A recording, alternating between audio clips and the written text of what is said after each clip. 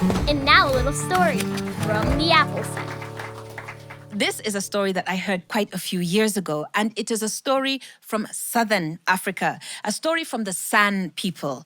I'm sure that you must have heard of the San people, a very ancient people who live in the desert. Some people used to call them the bush people or the bushmen, but they are the San people, and they have an incredibly rich oral tradition, and this is one of their stories. It's an old story. So old, in fact, that it takes place at a time when all the food in the world was eaten raw. Does anybody here ever eat raw food? Yes? Okay, so maybe the fruit, the sushi, yes, and some fruit. But imagine a potato, huh? Imagine you pull that potato out of the ground and you crunch into it like an apple. Would you like that? One person would like that. Oh, well, this story is that old when all the food was eaten raw. And there was a man and his wife. And one day, they had headed out into the desert and they were looking for something very precious that they had buried earlier. They were looking for huge ostrich eggs. Now, the secret of the ostrich egg is that it can also act as a fridge. If you're ever in the desert and you find an ostrich egg, it can be a fridge because once you pop a hole into the top and you empty out all the insides, once you fill it with water and you bury it under the sand, it keeps your water cool, very cool and fresh for a long, long time. And so they were out looking for this precious nest of ostrich eggs that they had buried a long time ago, when suddenly they stopped and they looked up, and there in the distance they saw a strange-looking cloud. This cloud, it did not float across the sky like all the other clouds. This cloud, it looked like it was coming straight up out of the top of a mountain, and they had never seen anything like it before. And wife, well, she was very curious, and she said, "Husband, I don't know what that is, but I want you to go and find out. And once you know what it is, I want you to come back and let me know. And if it is of any interest to me, then I will go and check it out for myself." And husband wanted to make his wife happy, and so he agreed. And wife took a little bag and she packed some food in there for him, some nice, crunchy, crispy fruit and vegetables, and she sent him on his way. Pakatang, pakatang, pakatang. Pakatang, pakatang, pakatang.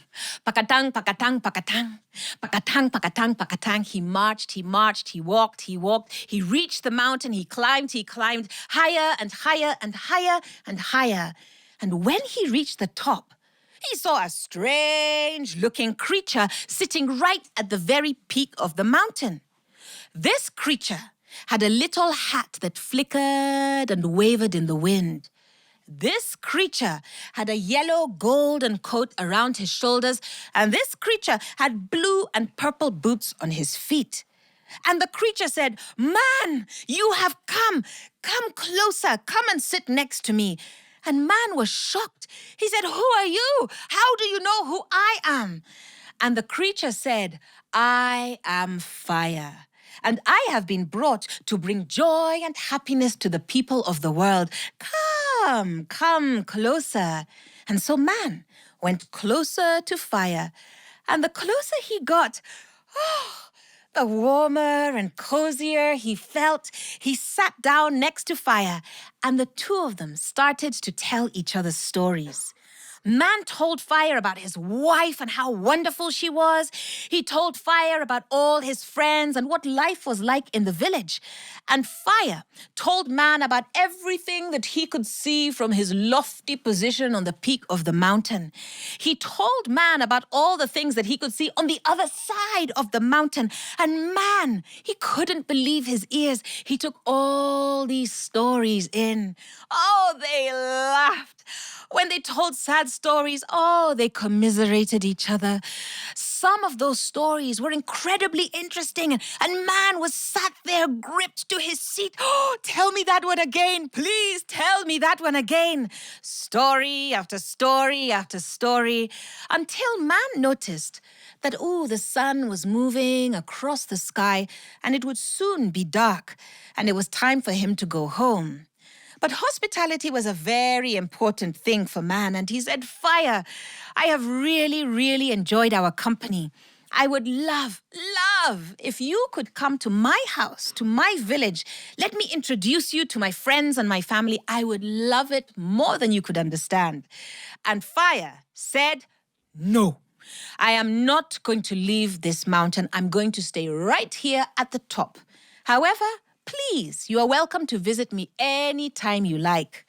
And so man respected his new friend's wishes, and he headed down that mountain path. When he reached the village, he told his wife, oh, I have met the most incredible friend. His name is Fire. He told me all kinds of stories. You won't believe what our neighbors are doing on the other side of the mountain. My goodness, Fire has so many interesting and wonderful and unusual things to say. Oh, what an incredible person Fire is. And wife was delighted. She was really happy that her husband had found a new friend, and she said, You should bring Fire down sometime. I tried, I asked, but Fire said no. Oh, never mind. Maybe he will come in the future. And a few weeks later, man thought, I really want to see Fire again. And so wife packed a little bag of some nice crunchy fruit and vegetables, and she sent him on his way. Pakatang, pakatang, pakatang. Pakatang, pakatang, pakatang. Pakatang, pakatang, pakatang. Pakatang, pakatang, pakatang. He walked, he marched, he climbed, higher and higher. Fire! Oh, there you are. And Fire was thrilled to see his friend. Oh, I am so happy that you have returned. I really enjoyed our conversation the last time. I have so many new stories to tell you. Come and sit next to me. And so man sat next to Fire, and again, they started to share story after story after story. And Fire was captivated by all the things that man had got up to. And again, the hours flew by. And when it was time for him to leave, oh, Fire, please come to my village. My wife would love to meet you. I know my friends would love you too. But Fire said, No, I'm going to stay right here on the top of this mountain. And so man respected his wishes. And what did he do? He headed back down that mountain. A few weeks later, he headed back up, and this went on for a few months, almost a whole year, until finally man said, Oh, Fire, you have no idea how happy it would make me if you came down to the village. Everybody knows about you, and I just want everyone to understand how incredible you are. And Fire said, well, there's a problem. You see, I have a huge appetite. And when I start eating, I just don't know when I'm going to be able to stop. And man said, What? That's it? Does anyone here have a big appetite? Yes, me too. And so Fire, he said, well, yes, it's just, it could be problematic. And man said, don't you worry. If that's all it is, do you know how much food we have in that village? We have got eggs. We have got milk. There is a seasonal river that is just happening right now. We have plenty of fish. We have fruit. We have vegetables. Come, I promise you will not go hungry. And so, umming and ahhing, Fire finally agreed. Okay, I'll come down in 3 days' time. Oh, man was ecstatic. And he rushed down that mountain path and he told all his friends and family, Fire is coming. He has agreed, but we need to make sure there is plenty of food. We don't want to embarrass ourselves. And he started to hand out instructions. You go and get the carrots. You go and get the potatoes. You go fishing in the river. You go milk the cows. You go fetch the eggs. And everybody brought as much food as they could find, and they piled it on huge mats right in the center of the village. There was a mountain of food. And man thought, hey, Fire will have such a good time here. And the days were passing, 3 days, 2 days, 1 day, and then he saw that cloud, that strange cloud, that plume of smoke slowly starting to make its way down the mountain path. He's on his way. Oh, finally, you're going to meet Fire. And Fire was excited. This was his first time off the mountain, and he couldn't wait to see man's world for the first time with his own eyes. And as he was busy making his way down that mountain path, he suddenly looked and there were some rather delicious-looking blades of grass, and he thought, I'll just have a little taste, and whoosh, he took them and they were good. And so, whoosh, he reached out and he took some more. Oh,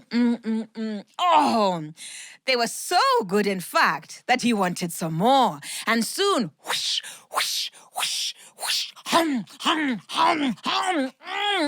he was gorging himself on grass until soon that grass was not enough. The more he ate, the hungrier he became. And he was reaching out for the bushes. And he was reaching out for the low-lying branches of the trees. And of course, now, as he ate more and more, he became larger and larger until soon the animals were fleeing from Fire, the insects were buzzing, the birds were flying high in the sky. There were huge swirls of smoke. And the villagers, they looked up and they said, oh, Fire is bigger than we had thought. You don't know Fire. Fire is my friend. I know Fire better than anyone here. Fire is small and sweet and friendly and kind and full of stories. You will love Fire. But man was wrong, because Fire was now a wall of flame. He was consuming everything in his path, more and more and more. He could not stop. And as he raced towards that village, the villagers began to be filled with fear. So scared, in fact, that when they saw this towering inferno racing towards them, they turned and they raced towards that river. They jumped in, and as they did, Fire hit the village. He ate up the roofs of their houses. He gobbled up the walls. He went into their homes and ate everything that he could find until there was nothing left to eat, and poof, he burnt himself out. And it was then that the villagers, they emerged from the river, they headed back to the village, and it was awful. They couldn't believe their eyes. Their homes were gone. There was nothing left, just charred skeletal remains. And wife was not happy. Husband, you told us that Fire was your friend. You told us how wonderful he was, how amazing he was. And look at what Fire has done to our home. How could you do this? And man felt terrible. He felt he had been betrayed by his best friend.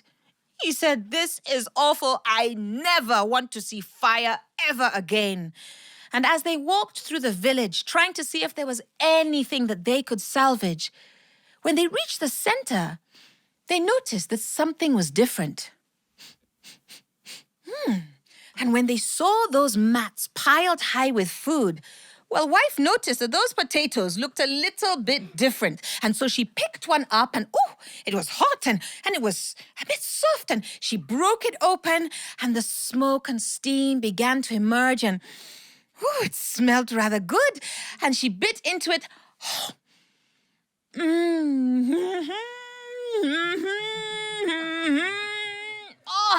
It was the most delicious thing that she had ever eaten. And she picked up a carrot and she picked up an egg, and the egg had been baked, the milk had been boiled, the fish had been roasted, the carrots were caramelized. The food was cooked to perfection.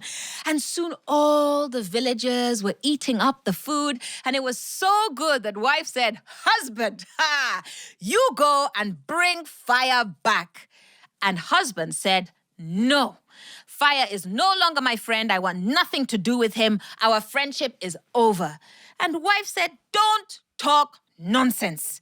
Fire is just like you. Fire is just like me. Fire is like all of us.